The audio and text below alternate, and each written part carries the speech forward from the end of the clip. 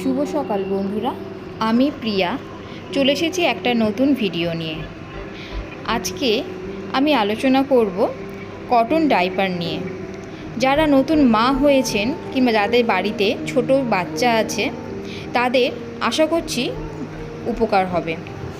বন্ধুরা, আমরা যে নর্মাল ডাইপার ইউজ করি সেগুলোতে আমাদের অনেক খরচা বেশি হয়ে যায়, কারণ সেগুলো ইউজ করার পর আমরা ফেলে দিই।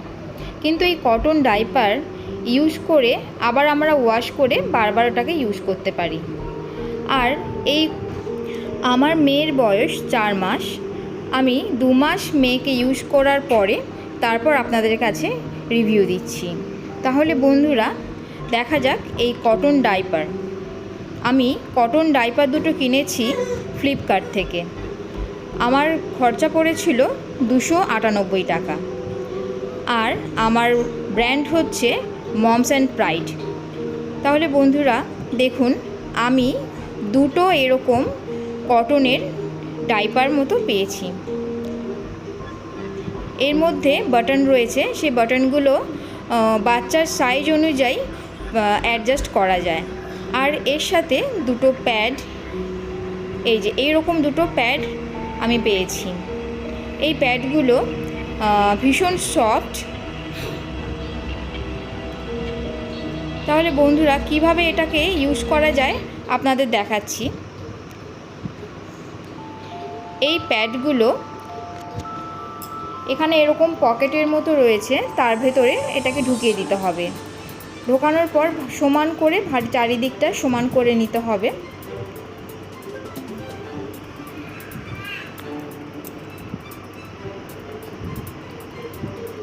এরপর বাচ্চাকে এটা পরিয়ে বাটনগুলো বাচ্চার সাইজ অনুযায়ী অ্যাডজাস্ট করে লাগিয়ে নিতে হবে।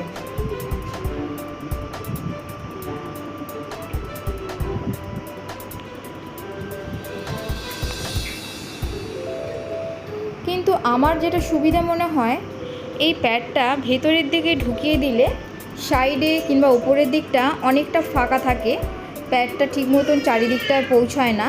তার কারণে কি হয়, উপর থেকে কিংবা সাইড থেকে টয়লেট লিক হয়ে বিছানা ভিজে যায়। আমি এইরকম প্যাডটা উপরে দিয়ে তারপর বাচ্চাকে পরাই। তাহলে কি হয়, একটা প্যাড ভিজে গেলে আমি আরও একটা প্যাড সেখানে লাগিয়ে আবার বাচ্চাকে পরাতে পারি।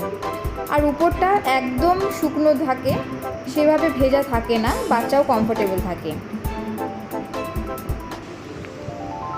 আর এটা আপনি ওয়াশিং মেশিনে কিংবা যেভাবেই জামা কাপড় কাচেন সেভাবে কেচে নিতে পারেন, কোনো রকম নষ্ট হওয়ার হয় না। আমি এটা 2 মাস ইউজ করেছি দেখুন, তা সত্ত্বেও কিন্তু এখনও সেম একই রকমই রয়েছে।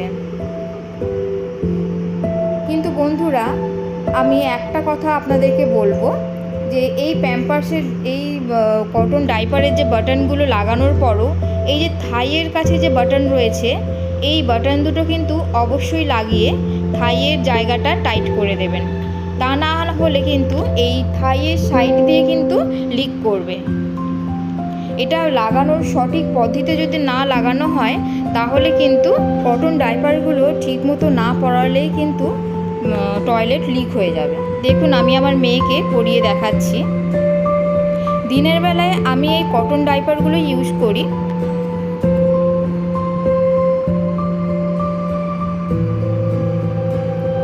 এই যে বাটনগুলো লাগিয়ে আমি বাচ্চার সাইজ অনুযায়ী লাগিয়ে অ্যাডজাস্ট করে নিলাম।